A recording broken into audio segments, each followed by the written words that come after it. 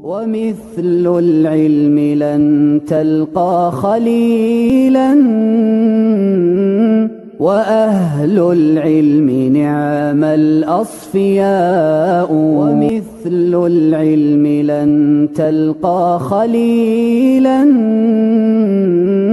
وأهل العلم نعم الأصفياء. ولو أنا عرفنا قدره لم نذل ولم يحل بنا الشقاء. سألت الله يجعل فيه خيرا، ويعظم للذين به الجزاء. سألت الله يجعل فيه خيرا.